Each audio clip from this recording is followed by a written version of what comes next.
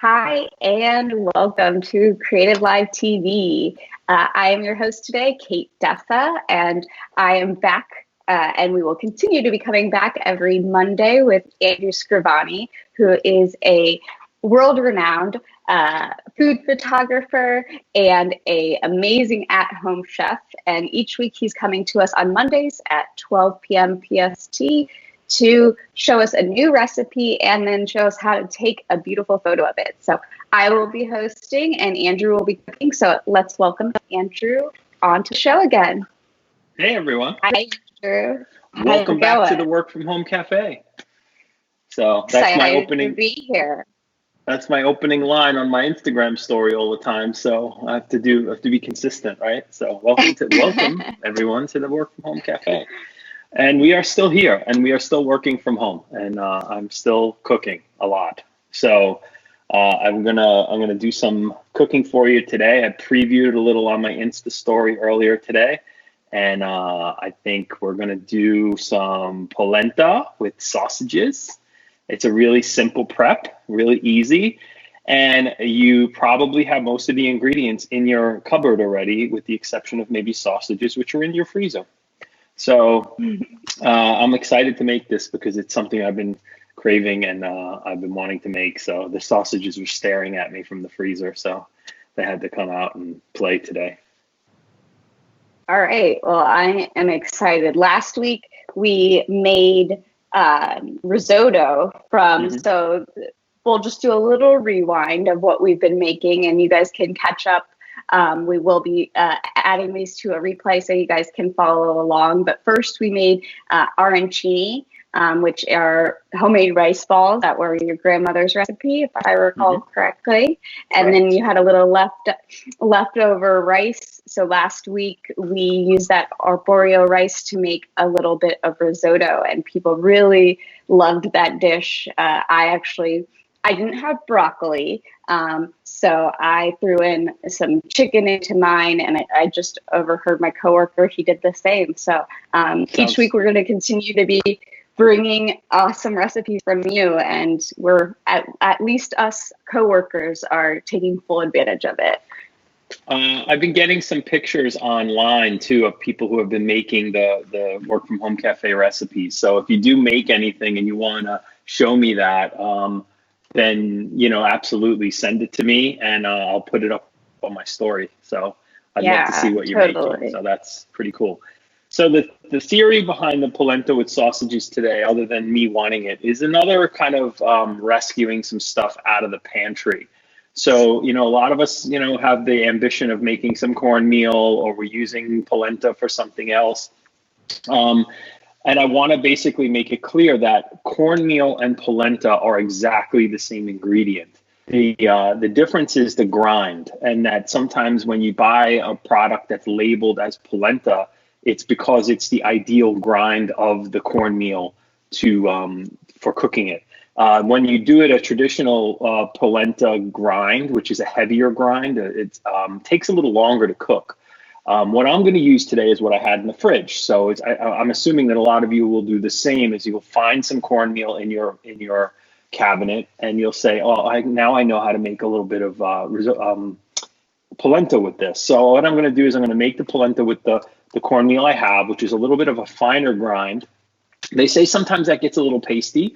So what we'll do is make sure we add plenty of fat to make it taste better, and also give it a little creaminess. There'll be some cheese in there and some butter. And if I find that it still needs a little help, I'll throw in a little splash of milk, and that'll help a little bit. So what we're going to do first is I'm going to step over here and light my stove.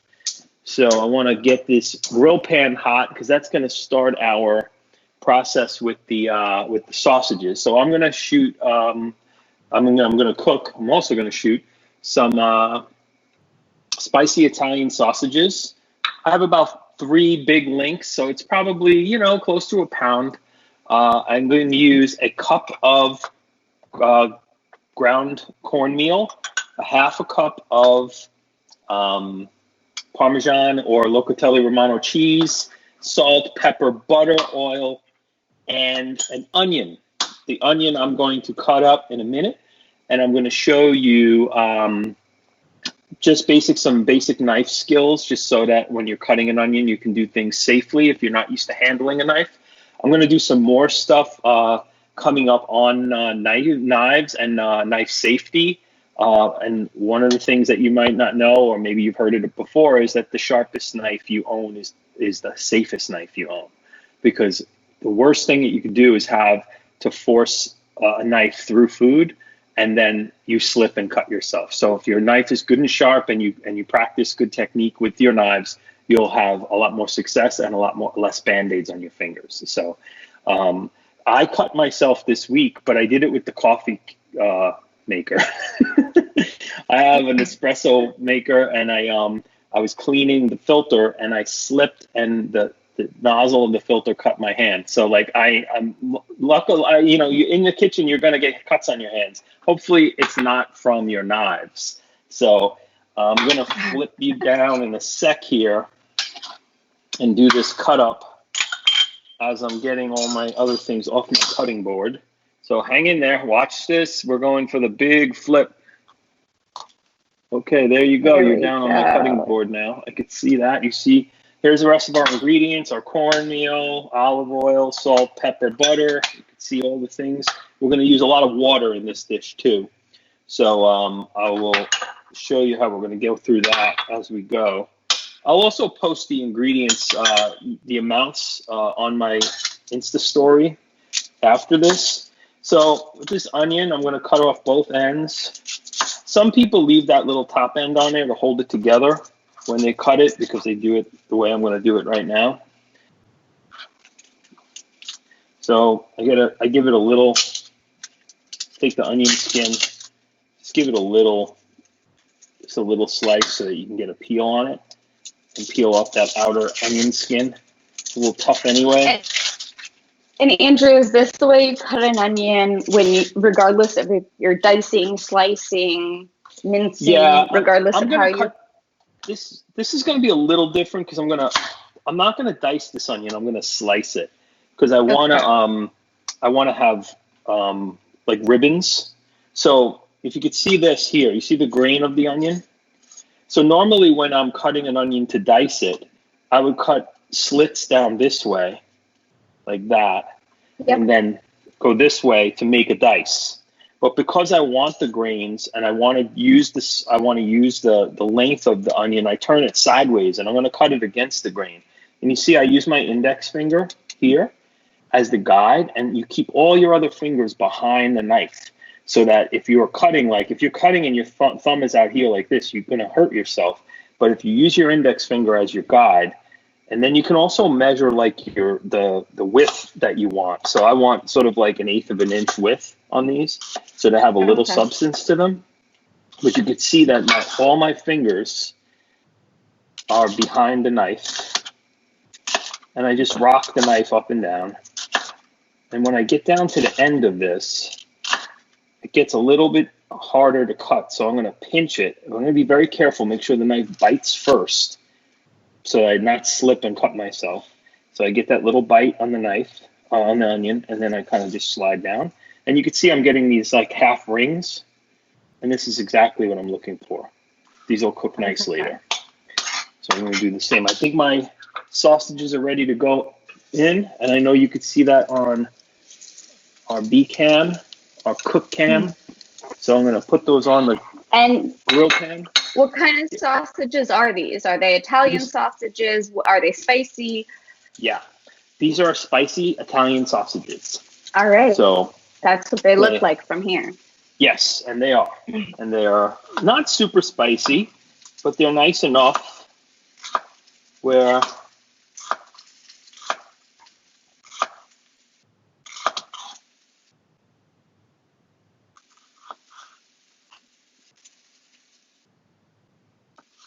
this is the part I always have trouble with, is the very end, getting so close, and that technique that you have there. Or I end up doing what you're doing right now, which is kind of taking that one of the pieces of the skin and then kind of cutting it down. Exactly. So as those grill, they should take about 10 or 15 minutes to grill.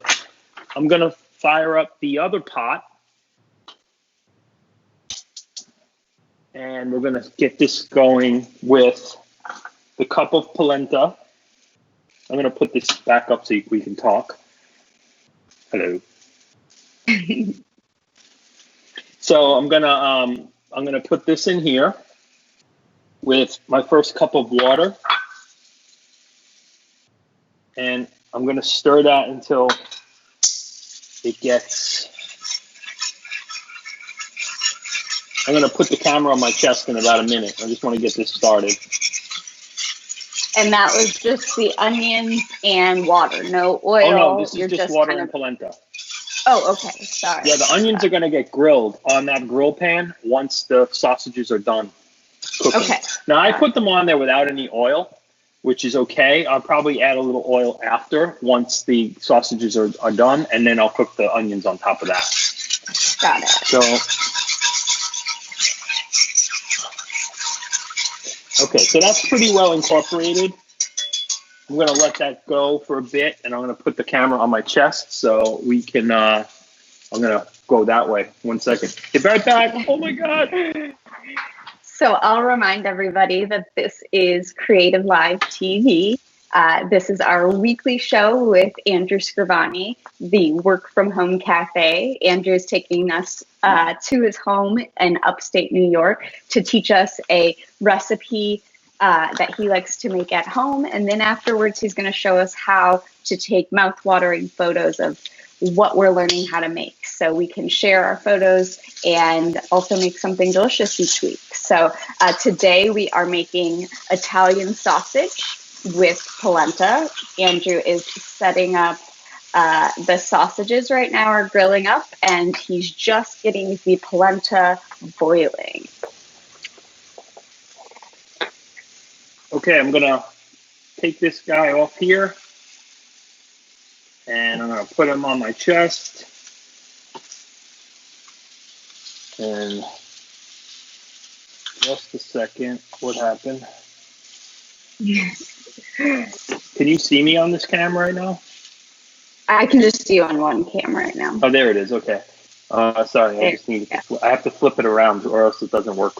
I can't see what I'm cooking through the camera. This is super high, so we're gonna turn that down a little bit because those sausages are cooking quick. And I'm gonna get this back in the holder.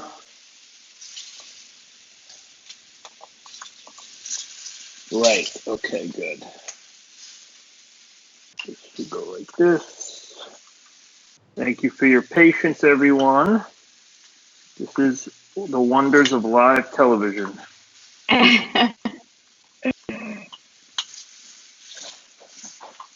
Oh God, technical difficulties. Okay,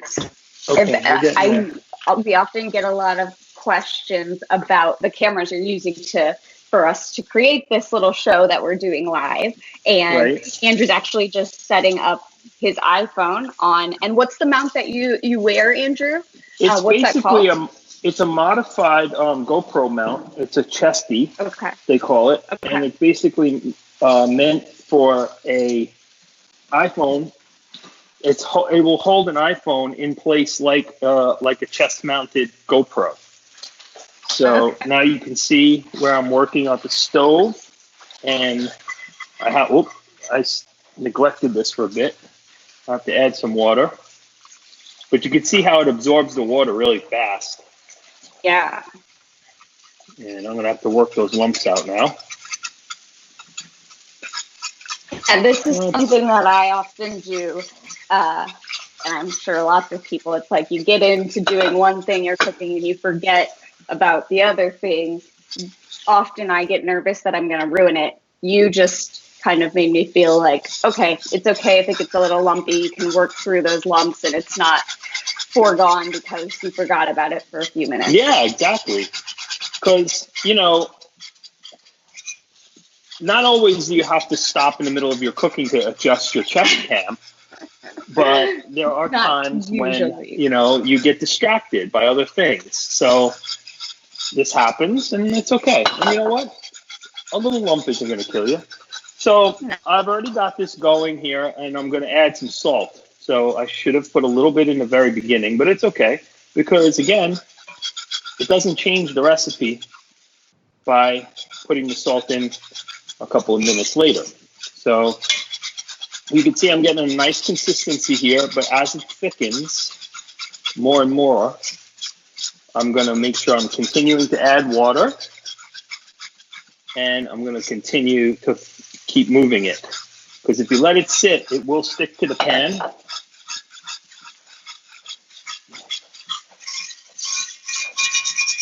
can see I get around the edges and get some of that down. I'm using a heavy cast iron enameled sort of Dutch oven. Yeah, but you can use anything you got for this. You want to keep the heat sort of medium, and as it kind of keeps going, maybe even a little bit lower than that.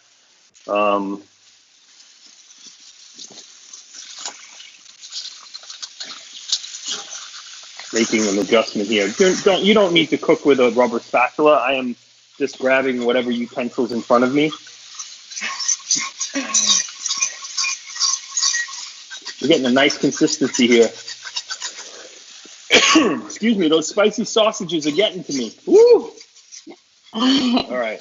And so when you're using, regular cornmeal versus polenta style cornmeal, are you looking for a slightly different consistency in your polenta, or what are you kind of looking for, if there is any differences? I think at the end product should be the same. Your end product should definitely be this sort of creamy, that's, not too thick. This is a little watery right now, but this is going to cook down even more. But what you're doing is you're infusing the cornmeal with water, so it's swelling. So it's just getting thicker as you go. And you realize that once you get to a thickness that is going to work for your dish, it sort of, it's like a heavy oatmeal, would be. Maybe oatmeal is probably, like a creamy oatmeal. That's sort of about the right consistency of a good polenta. Now, in northern Italy, they have the polenta and they form it into cubes, and then they cut it with a string. That's not the kind of polenta we're making today. Now, you can do it that way, and you can bake your polenta and make it into cubes and then serve it. One of the dishes that people like to make with that is with mushrooms. So you get a sauteed mushroom ragu and put it over like a brick of polenta. It's a very classic northern Italian dish. Yeah. Really good. So one of my housemates here. Go ahead. Oh, sorry. I was just going to say, this technique very much reminds me of, the risotto we were making last week. It's just kind of keeping an eye on it, adding water, and making sure it's not sticking to the bottom. Yeah, and I haven't even gotten into pasta yet. I have maybe next week. Polenta, risotto, and pasta. I'm covering all the Italian basics. And arancini, right? Little did I know my tongs were right there. Whoa! Yes, we do too make mistakes. You have to do this with these. I think you do, right? So now let's see that bubbling. Yeah, that's really bubbling right now. That's great. And my sausages are about. Do you ever make polenta with chicken stock or something to add some more flavor? Is that something you wouldn't recommend? I have in the past, and it's definitely something you can do. I chose not to do it this time because I know that sometimes when I do these recipes, I'm trying to be mindful that if you want to make a minor adjustment and make it vegan or vegetarian, you can do that. So this dish isn't necessarily vegan, but it would be vegetarian if you only added the cheese and the butter. And you are cooking for meat eaters and vegetarians in your house, if I remember. Yeah, correctly, right? Well, I wouldn't call. I think everybody here is an omnivore, but they definitely. Some people prefer a little less meat. I don't know why I keep doing that. I caught it that time, but I made a mess. So my sausages are almost there. You can see we got a nice brown edge on them. I would say these are probably another 3 or 4 minutes out. And my what polenta is probably what's your take on sausages, like, at least for this recipe, on the stove like this versus grilling them on your grill? I think however you want to cook them for this will work, because they're really kind of they're almost like two separate dishes here, right? The polenta can stand alone. You can put other things with it. You could eat it just by itself with, if you want to put the cheese and butter in it, like we're going to at the end. But the sausages are sort of an accompaniment, so you can cook them any way you like, or you could add something else. You could add, if you want to put vegetables on top, you absolutely can do that. You can grill up, some zucchini, or you can put whatever your favorite vegetable is that you're working with. You can put it on top of polenta. Why not? Just like you could with pasta. Yeah. Same deal. So I think I'm going to end up cutting these anyway. So I'm going to cut one in half to see how cooked it is.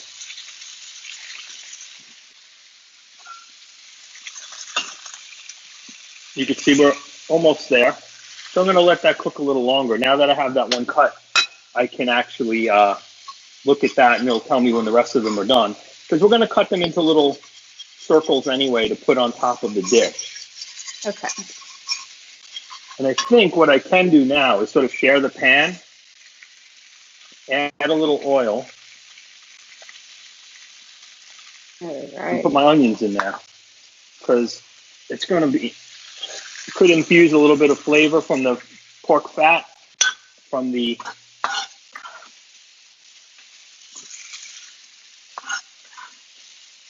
should use a bench scraper, not your knife, but I sharpen my knives all the time, so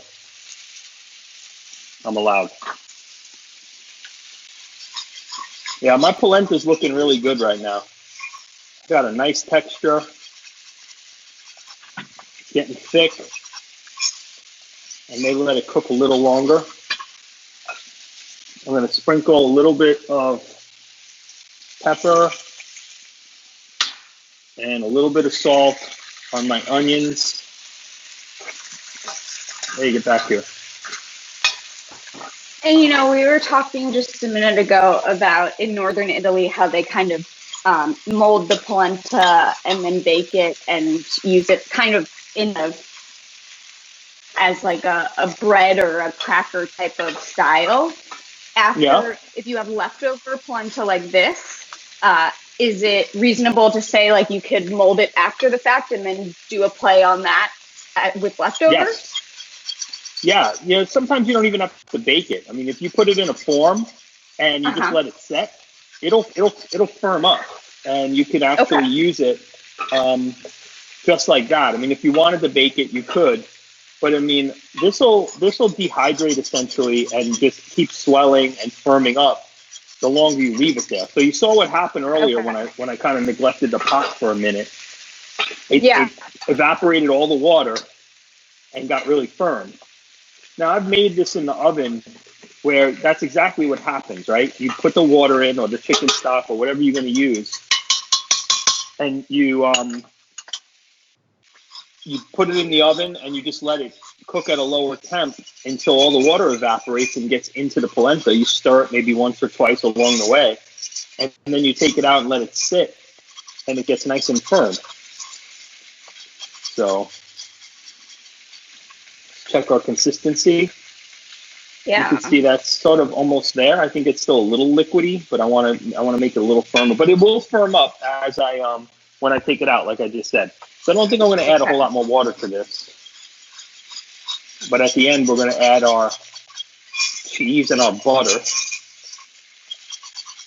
The two best parts. Now, you getting any questions on your end over there, Kate? Everyone just thinks it looks delicious right now. Everyone's getting hungry. Well, that reminds me, that's been my job for a long time, making images that make people hungry. If someone wants to capture while they're actually cooking, what type of shots right now would you maybe recommend? Some over the top, or how do you, or do you ever, shoot while you're cooking? So if I'm shooting this dish right now, I'm definitely capturing it in this phase, right? The phase of this beautiful swirling of the polenta with the steam rising off of it. I would love to take this shot. I would shoot this like kind of level with the, maybe a 3/4, sort of like I could show you with this camera. If I squint down, you can kind of get in here like that, right? Yeah. And this too would be really nice over the top. So if I'm looking straight down on it, you can make some really nice process shots here, which would maybe even be better than the final shot, or a really nice compliment to the, to the final shot. This could be really nice. So you can see I'm getting a nice caramelization on my onions. My sausages look just about ready. I'm going to take those off in a second and let the onions keep caramelizing. And I'm scraping those edges off with the wire whisk to keep this getting thicker. Scrape the bottom too. It'll make cleaning up later a lot easier. Okay, I'm going to take the sausages down. I feel like there's a firmness to them that makes, even if I didn't know they were cooked through because I cut one, there's a firmness to them that you can kind of sense right here and feel. With the edge, you just squeeze them. They got a nice firmness. I mean, that's typically, in general, how I gauge my meats, is based on the touch and feel rather than, it depends on if I have a thermometer, but that's the easiest indicator for me personally.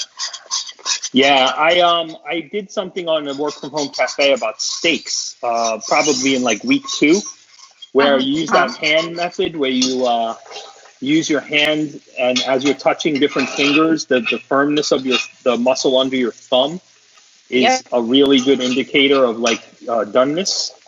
And I was teaching people how to use that. If you wanted to check that out, that's on my Instagram story highlights, or on my YouTube page, about doing sort of a temp test on when you cook steaks. So this is something you have to get used to being able to do at the stove sometimes, is sort of this ambidextrous two-handed cooking technique. It definitely helps when you got things like this that are both requiring your attention. These are not the kind of recipes where you just kind of put stuff on the stove and let them go. You definitely have to watch the pot here. And that whole idea that the watch pot never boils, no, that's not true. The pot will boil, it'll boil over, and it will make a big mess in your kitchen. So, getting really nicely caramelized here. These look great. We're getting really close to being done. I may actually just turn that pan off. Now, when you're using this type of cookware, these pans will stay hot for 10 minutes. And if you wanted these things to keep cooking, even though that you don't want them to burn, you just turn that heat off and just let them sit with the residual heat in the pan, and that'll keep going. And the pan that you're making the sausage and onions in is also cast iron? Yes, this is all cast iron cookware by Staub. This is a company that I have a relationship with, and they have some beautiful cookware, enameled cookware. I actually got to visit their factory in France, which was super cool. Got to see how they make these things. That was last fall. That was very cool. Nice. Right outside of Paris. Terrible work trip, you know? Oh, yeah. You see the thickness? I think we're almost there. Oh, yeah. What time is it? It is 12:30 on the dot. Wow. So I think we probably are around done with this. So I'm going to take that down off the heat. I'm going to let that firm up a little bit more. Get that beautiful steam going. Now I'm going to go and put my butter in. Clunk. And my cheese. And how much butter and cheese? Is that kind of a personal preference, or do you have a amount you typically put in? This recipe calls for 2 tablespoons of butter and between a half and a full cup of cheese. So I went with the 2 tablespoons of butter and about 3/4 of a cup of cheese. I just put a little salt and pepper, and now I have a rubber spatula, and the rubber spatula will help me scrape those sides down and incorporate all of that amazingness into that. Now, this is definitely going to take a taste test when I'm done to see for saltiness, because I want to make sure it has enough salt. Now, with that kind of cheese, both Parmesan or Pecorino, both have a high salt content. So you want to watch out so that you don't oversalt this food, because oversalted polenta is really this dish is really about the balance of flavor. And if you oversalt it, it's kind of terrible. So you can see I got a beautiful creamy texture. Yeah. I think my worries about using a finer cornmeal were sort of unfounded, because I think it really does have the right look to it. Totally. And I think that if I let that sit for a minute while I cut the sausages and get the plate ready, I think that's probably going to be perfect. Yeah, I'm going to let that sit for just a minute. Okay. So you could see my cutting board, right? Yeah. Yep. Okay. I think I'm done with the water, so I'm not worried about that. So now I'm going to cut these. I'm going to let that sit before I taste it. I'm going to cut the sausages into, this is interesting because I can't see my hands, into little wheels. These are going to be really nice on top of the polenta and the. You're proving that the finger trick works, because you can't even see your hands right now. Yes, I'm cutting by feel. But if I cut my thumb off, you wouldn't even tell, because it looks just like the rest of the sausage. Looks like a sausage. Giving the word the new meaning to sausage hands. Yeah. And so I know in this polenta you were using Pecorino or Parmesan. Is there any other cheeses that you think work well in polenta specifically? I think that, any hard Italian cheese will work. I think that, most of the time we cook with Parmesan or Pecorino, which is a sheep cheese. Yeah. So I think we're over here now, and I think these kind of have the right color. These look really nice. I'm going to take them off and keep them aside so that when I assemble my plate. Sorry for all the scraping noises. Remind everybody, these onions got this color just purely from a little oil and the residual grease from the sausages, correct? That is correct. So there was a little bit of pork fat in here from the sausages, and a little spiciness from the pepper, because it's a spicy sausage. So that was really nice. And then I added just a tiny bit of olive oil, probably only about a tablespoon. So here are the component pieces. I'm going to taste this now and see how it's looking. My big chef's tasting spoon. Pretty creamy. Probably should firm up just a little more to more like maybe a little bit less than mashed potatoes. This is sort of like almost like a puree at this point. Not too salty. So right so I'm going to now, add a little. I'm going to add a little salt and a little more pepper.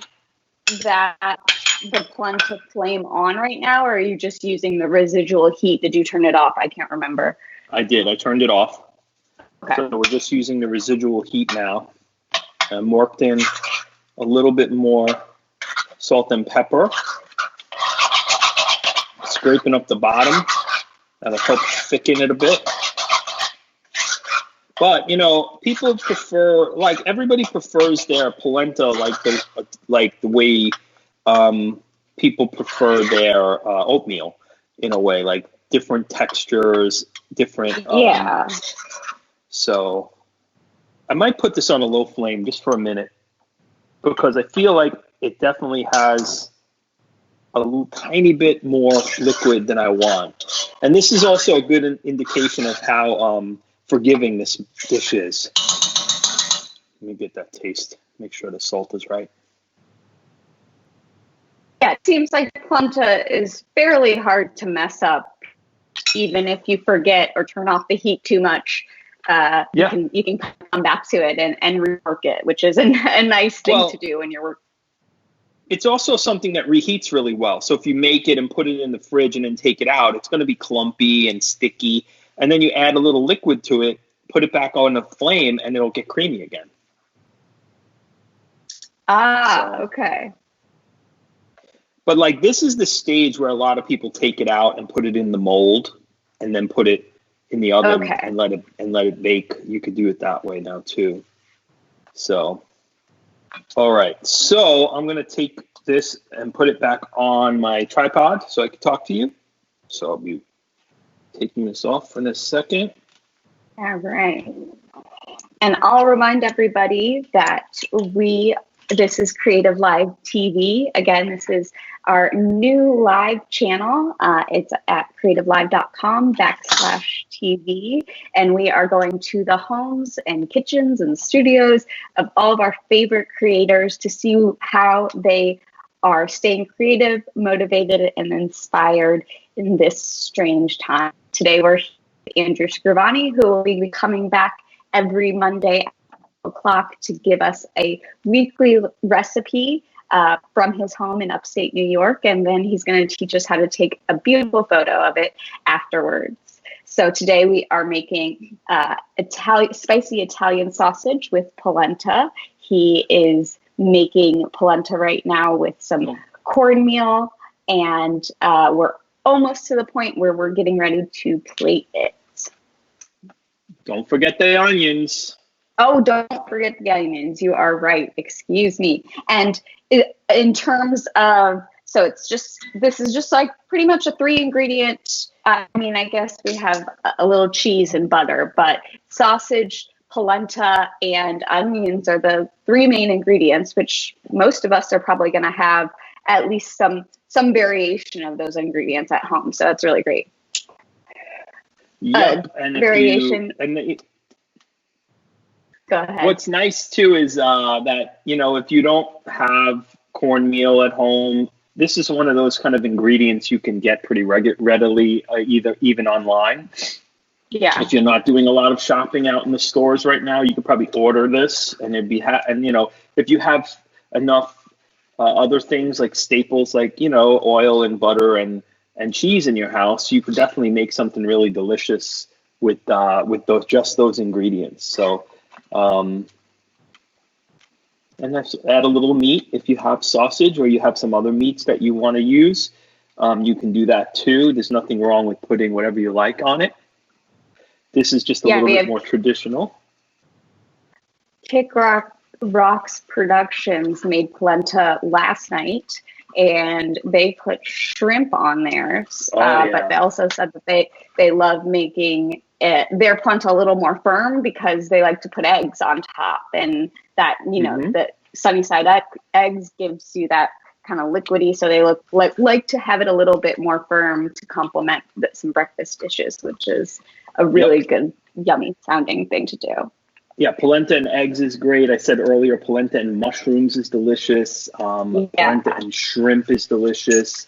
I mean, these are all things that we've had in restaurants, but this is the kind of stuff you can make at home, super cheap and really delicious. And it photographs really nice too, because we're going to have this beautiful yellow color of the polenta on our plate. And then we're going to kind of set it off with that reddish brown of the spicy sausages and the kind of caramelized onions on top. So I kind of took you guys away from the stove a little bit, but I'm basically firming this polenta up a little more, because once I added in my fats, it sort of felt a little too liquidy to me. So I've kind of put it back over the flame, and I'm cooking off a little bit more liquid, and I think I'm going to like that result, because I'm getting a little creamier and I'm getting a little bit stiffer. You could see that kind of almost stands up in there. So you can see me on the side. And so again, this is Creative Live TV. We're here with Andrew Scrivani. Andrew is doing his daily work from home cafe, and on Mondays he's coming to Creative Live TV to give us a peek into his kitchen. You should follow along. He is Andrew Scrivani on Instagram and on YouTube as well. Yes, you can find me pretty much anywhere on social with just my name, Andrew Scrivani as one word. I think on YouTube it's actually separated, but I am just at Andrew Scrivani in most places. And I tell people, if you could spell my name, you can find me. So. And it's spelled the way it sounds. It's spelled the way it sounds, even though half my teachers couldn't pronounce it. But which kind of baffles me, because everybody I went to school with was either Irish or Italian. So. Oh man. Catholic school in New York. All right, I'll just give you an update. I took off the flame, and now I'm letting that kind of residually sit. So let's see how that looks in about a minute. And you had a question? Yeah, we just got a question from Andrew Crane on Facebook, and he's wondering, are grits in polenta the same thing? Yeah, it's also cornmeal, but grits are also cut. Oh, well, no, I'm sorry. Is grits white cornmeal? I think grits might be white cornmeal. Grits are white cornmeal. That sounds right.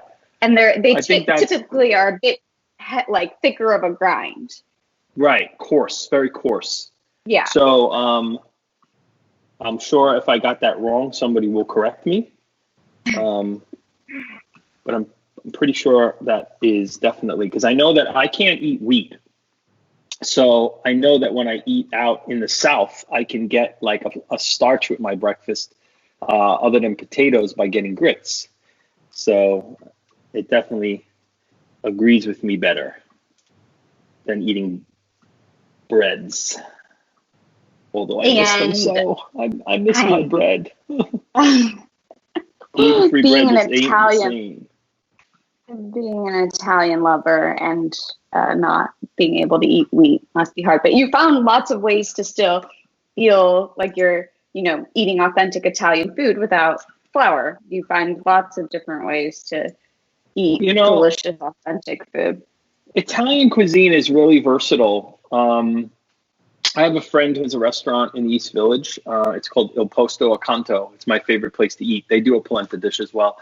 And she consistently says that, Italian food can be vegan. Italian food could be vegetarian. Italian food could be pescatarian, because you basically start with these starchy ingredients like pasta or polenta or rice, and then you add whatever it is you're going to add to them. And whether or not you add meat to them is your choice, but they don't lose their Italianness. They don't lose their flavor profiles, because it's onions and it's garlic and it's herbs and it's olive oil. And when you mix those things together, you have this sort of beautiful combination. Excuse me, all I do is talk. They have this beautiful combination that's sort of a baseline for all Italian cuisine and Mediterranean cuisine too. I'm working with a young woman who's photographing and teaching people how to work with Greek food. And it's very much the same. You're working with these beautiful basic ingredients, peasant food for the most part, and then you can either upscale it or downscale it based on, from your ingredient list. So how's my polenta doing? It's getting there. So we have a couple more questions that have come in. First, we have, there's agreement that grits are usually white, but there are yellow grits out there. So I don't know if that is exactly the differentiator, but typically they are white corn grits, but you can find yellow corn grits if you're looking. Michael from Facebook asks a question for you. He says he usually uses a cast iron pan but it starts to burn pretty fast. Should one slow the flame for cooking in a cast iron pan? Yeah, I think I cook in cast iron a lot, so I'm used to it. And I have a commercial grade stove, so it has very high BTUs. So once that pot gets, whatever vessel you're using, gets up to temperature, you're smart to just dial that temp back a little bit because it's going to hold heat really, really well. So you may very well end up burning it. It's not like using like a non-stick or some other piece of cookware. Cast iron really holds heat well. So try to get your thing up to temp once it's boiling or once it's sizzling or whatever, and then just temper it down a little bit because it will definitely prevent you from burning your whatever you're doing. And of course, whatever you're working with, if you have to move it or adjust it or stir it or whatever you're working on. But definitely cast iron is tricky, but once you get used to it, it's second nature. So. Got it. All right. So how are we doing on time, Kate? It's just about 12:45. Okay, so I'm going to give this a shot. It's still a little bit loose, but I think it's still okay. I think it's okay. I know it tastes good. That's the most important part. Yeah, it's really good. Okay, so I'm going to use a little plate, and I talked about this a little bit last week, is that when I plate food for camera, I have a tendency to scale it down a little bit so that I can use a macro lens and get close and still see the edge of the plate. So that's my, hold on, not walking away, getting the ladle. Okay, similar to our risotto dish last week, this is heavy and thick, right? So if you get it on the plate, and you can see on the side cam here how nice that looks, you want to kind of get it piled up in the middle. And I bet you this firms up even more now that it hits this cold plate, right? And then if you want to move it around a little bit, you just kind of tilt it and get it like this. I'm going to flip you down again so you can see as I plate the food. And let me ask you, is it just a coincidence that you mostly have light plates at home, or do you typically, when you are shooting food, look for lighter, brighter plates? I usually like neutral. So whatever's neutral works for me. And I think that using white plates or gray plates, I usually use black plates, although that's not as much in the trend right now as to use black plates. But if I'm using white at home, it's because I like the aesthetic of that in my kitchen. But when I'm shooting in my studio, I have a large selection of plates, but I do tend to go lighter currently and neutral. And usually not shiny. You see, this plate's a little shiny for me. This is not something I would normally shoot on in my studio. I would tend to either use a neutral plate that's low shine or matte. And if I can't achieve that, especially if I'm in like a commercial setting and I have a plate that I need to use that's shiny, I will spray it with dulling spray. Unfortunately, once you hit a plate with dulling spray and put food on it, you can't eat the food anymore. So that's usually more in a commercial. We don't want to do that. That's more in a commercial kind of setting. Okay, so you see I have chopsticks. When I'm plating food for camera, I like to use chopsticks so I can place the food exactly where I want it. And here, because I have this small plate and I want to sort of work with my, see how firm it got? It just bounced. Yeah.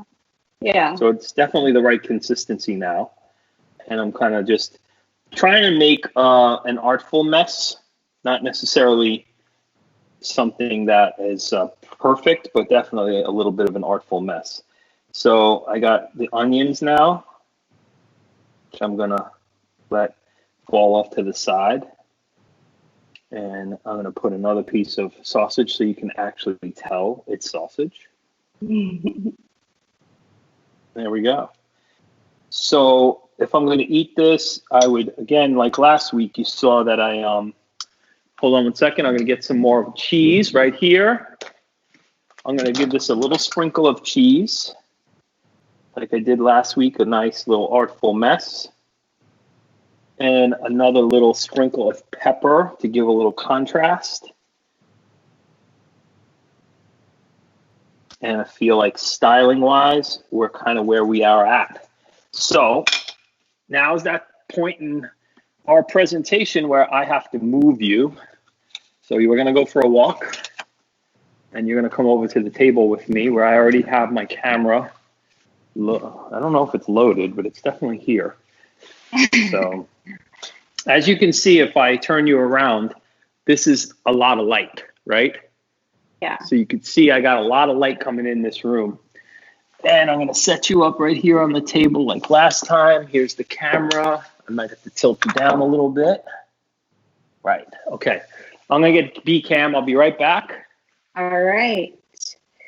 So if you're just tuning in with us, this is Creative Live TV, our new live stream that comes to you on a daily basis. Today we are here with Andrew Scrivani, who is coming to us every Monday at 12 o'clock to teach us a new recipe and then teaching us how to take beautiful photos of it so we can share with our friends and make them jealous of what we're eating at home. Today we are making polenta, sausage, and grilled onions, and it is a beautiful dish that Andrew just finished plating, and he's going to show us how to take a beautiful photo of it. Afterwards, he will share with us the measurements. This was a super simple dish. It was literally just cornmeal and water. Then after that came to a boil, he added a little cheese and butter to that. And then we just have some nicely pan-seared sausages and onions. And then he just got it all plated. He's setting up his scene to show us how beautiful the plate is. Each week, like I said, Andrew is going to be coming back to us at 12 o'clock p.m. Pacific time to show us how a new recipe so we can be inspired at home and continue to make delicious stuff while we're all stuck at home. Andrew is a world-renowned food photographer. He shoots for the New York Times as well as many other publications. And right now he's setting up the plate to show us this beautiful dish. So just taking a test shot. Okay. So you can see me over here, I believe. Yeah. Hi. There I am. Yep. Hi. So I'm set up here and I have, I will explain my attire. I am wearing shorts in cold weather and sandals because I had the misfortune of walking through some poison ivy. So pants are not an option at the moment. So this is not a fashion choice. This is definitely necessity. Okay, so I placed this on a charger, which basically, if we were doing this in let me talk to you down here. Here I am. Okay. So I put a bigger plate underneath my small plate. So this is an undersized plate. So this is a dessert plate with that I plated the polenta on. And then I took a dinner plate and I'm using the dinner plate like a charger. So basically I'm doing, like normally a charger would be about that big and then the dinner plate would fit on top of it. So I've kind of created the same situation except with a dinner plate and a dessert plate.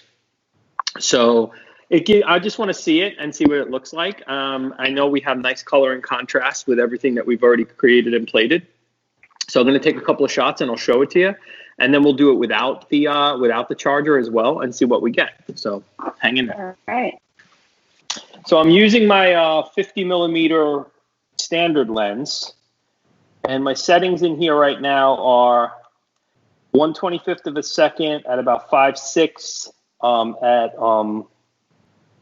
800 ISO. So I want to see how that looks. I'm going to shoot straight down. I got these really nice circles going. The circle of polenta, the circle of the first plate, and the circle of the second plate. And that's really nice right off the bat. So check it out. You could see, hold on, I got to come back this way. There we go. There we go. So you can see I got those sort of concentric circles working.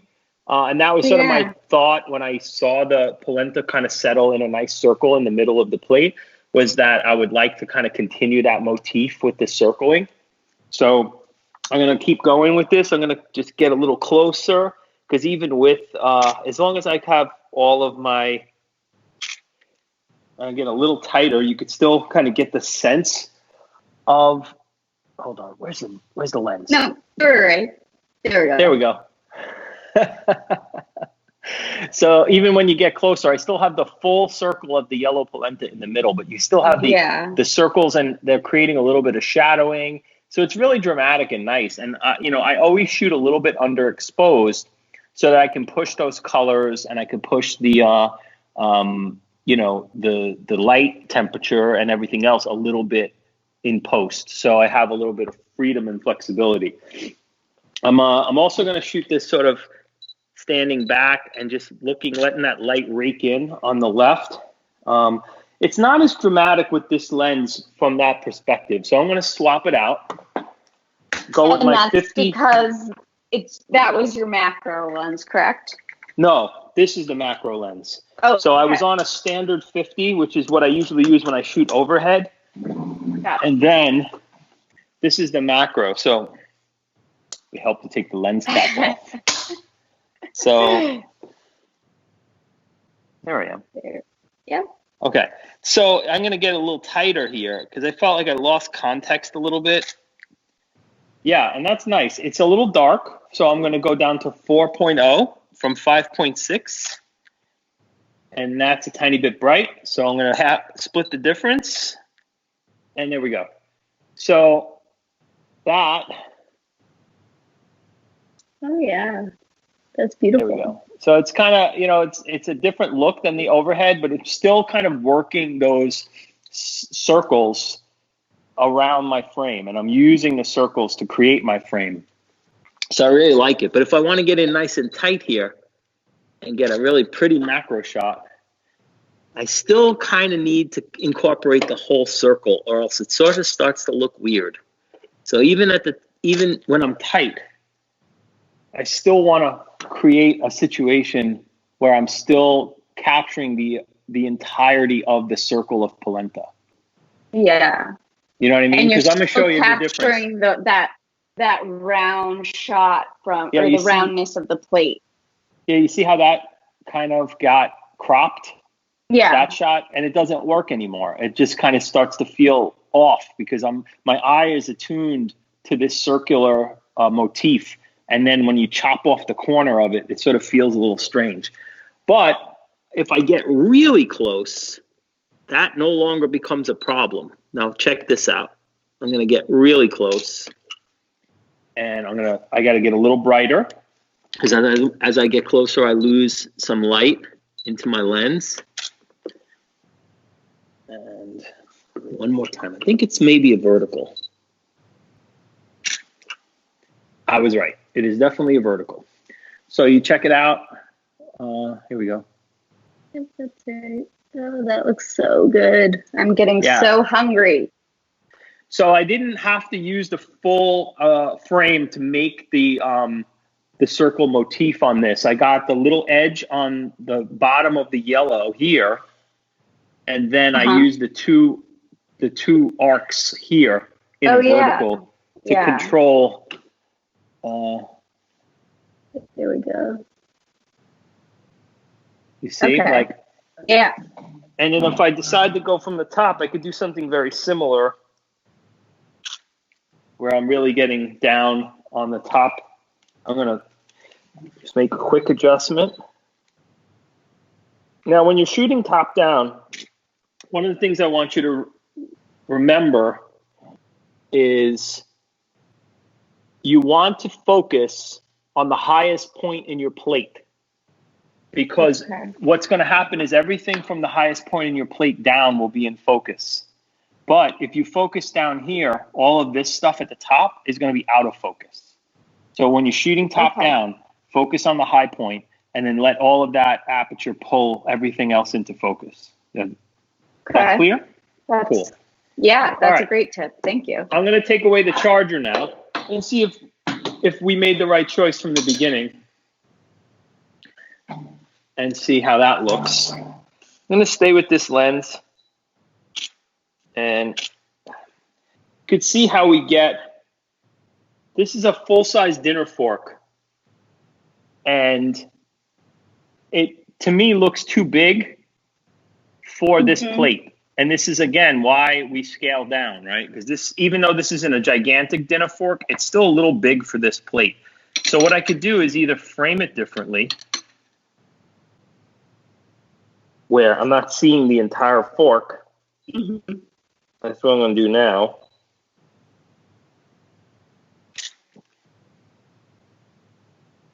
Yeah, so if I did that, I kind of just gave a kind of peek of it.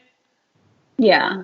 Yeah, and it doesn't feel as out of place there. And if I had a smaller fork, I would go to a smaller fork right now. But alas, my forks are all the same size. Okay. One more macro shot. I want to show you how to pick up the corners and pick up some spectral highlights out of this kind of beautiful raked light in the corner. Yeah, we got this dreamy, dreamy look here. Oh, yeah. And yeah, that great. really works nice. So we made some really pretty pictures here with, you know, very little on hand. You know, we made the polenta with the sausage and the onions. And then we got some really nice pictures with just what we had here. And listen, the thing that you have to remember when you're shooting at home is that the light is the key. If you are able to find decent light in your space and you use neutral props and you have a basic, you know, you're basically letting the food be the star, you're going to come up with pretty good results if you have good light. Now, if I shot that with my phone, I'm sure I'd still get good results because the phones are really good right now. So I think if you're at home and you're cooking and you want to capture, just remember a few of the key things that I talked about. Downsize your props, keep them neutral, and get the best light in the house. Now, a lot of times the best light in the house isn't in the kitchen, and that's okay. You know, like go to the bedroom and set up a table in front of the window. You want north or southwestern facing light. So right now, this is I'm facing northeast or southwest. I want to be northeast or southwest in the corners of my light space because I'm going to get diffused light most of the day. That's the theory behind why we want northeast or southwestern facing light, because you're going to get this sort of rake light that comes through without being too harsh. So that sort of works best for me. In my studio, I have southwestern light, and then in my home here, I have northeastern facing light. Now, I didn't want to correct you, but I feel like the shot that I made out the window kind of was a dead giveaway that I'm not in upstate New York. I'm actually in New Jersey. Oh, because I swear there's no in upstate New York. No, because there's ocean. Definitely no ocean in upstate New York. Sorry, there's no ocean in upstate New York, but it was something that I felt like we could probably avoid until I showed the picture of the ocean. I'm sorry. You are so right. My memory was wrong there. No, it's okay. It's all good because I'm normally in New York City, which, you know, would make sense that my weekender would be in upstate New York. I've had two weekenders in my life. One was in Pennsylvania and the other one is down here on the Jersey Shore. How do you like it? All right. That was almost a good catch. I'm having a hard time figuring out where the camera is on this phone today. Okay. Any questions about what we shot or anything about what we cooked or any of it? I guess the only question left is, how does this taste? Because I know the first 2 weeks I tried the food for everybody, and Andrew Scrivani does not make food that only looks good. It always tastes good too. This answers the question of, do you shoot real food? Because if this was rubber and something else, I wouldn't be eating it, but man, it is really good. Great. I'm glad to hear. I'm excited for this recipe. This is the one that I have all the ingredients and I will be making this week. My husband was overhearing how delicious it sounded. So I think this is added to my weekly dinners this week. And the other thing, remember about this polenta, Kate, is that it definitely firms up once it hits the plate. So it seemed a little loose when we first plated it, but it firmed up perfectly. It held that beautiful circle shape on the plate for shooting, but it really did, and it holds up really nice against the onions and the spicy sausage. You know, the polenta could be a little bland, and it's definitely really umami with the cheese and the butter. So that when you put the spicy sausage in combination with that, it sort of balances it all together. It's a really nice flavor in your mouth. It's really good. Nice. Now, Andrew, remind us, you are coming to us from your work from home cafe every day of the week, or is it just 5 days a week? Well, I kind of sometimes will post on a weekend. I don't have a set schedule for work from home cafe. Sometimes I do a full recipe. Sometimes I do what I call a quick hit, where I'll just I won't appear on camera, but I will post a recipe with some instructions. And then I'm here on Mondays, and I'm doing, I've been on Tasting Table a little bit. I've been on Spruce Eats a little bit.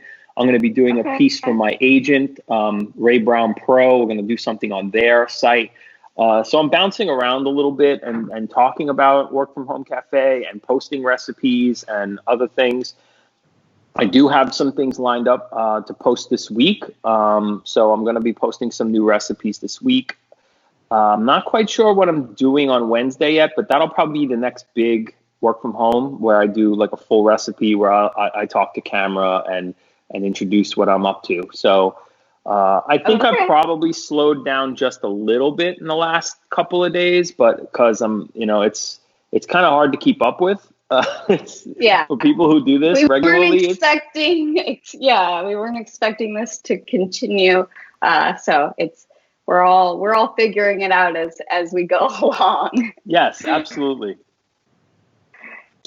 And remind us where we can follow you to keep up with your work from home cafe. Obviously, everyone can come back here every Monday at 12 p.m. Pacific time. But if they want to follow you along on social media or the other places you'll be sharing some recipes, remind us where else we should be following you, Andrew. Yes. This all originates on Instagram stories. You can find me at Andrew Scrivani. And it's going to also, once they are recorded on Instagram stories and all of these that get recorded here on Creative Live, I post them on my YouTube page. So anything work from home cafe related, I think we're up to 25 recipes now, plus quick hits. So there's probably more like 30 or 35. We'll probably have, hopefully by the end of this, maybe we'll have a full cookbook and be able to publish a cookbook. But, we have close to 30 recipes now, and they're all here on Creative Live knows how to find me on Instagram. And then I'm on YouTube.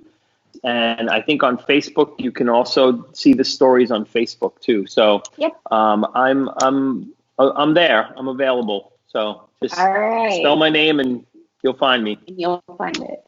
And the hashtag to share your photos, because we would love to see what you guys are creating at home. Share your photos with hashtag WFH Cafe, and me and Andrew will be taking a look at it. Again, I'm Kate Dessa, the host of this episode of Creative Live TV, and this is Andrew Scrivani, one of our amazing food photography instructors and a world-renowned food photographer and amazing at-home chef. So thank you again, Andrew, for joining us this week, and I can't wait for next week. Me too. Thanks so much, Kate. Really nice to be here, and looking forward to seeing you next week. Sounds good. Have a good week. You too. See you later. Bye.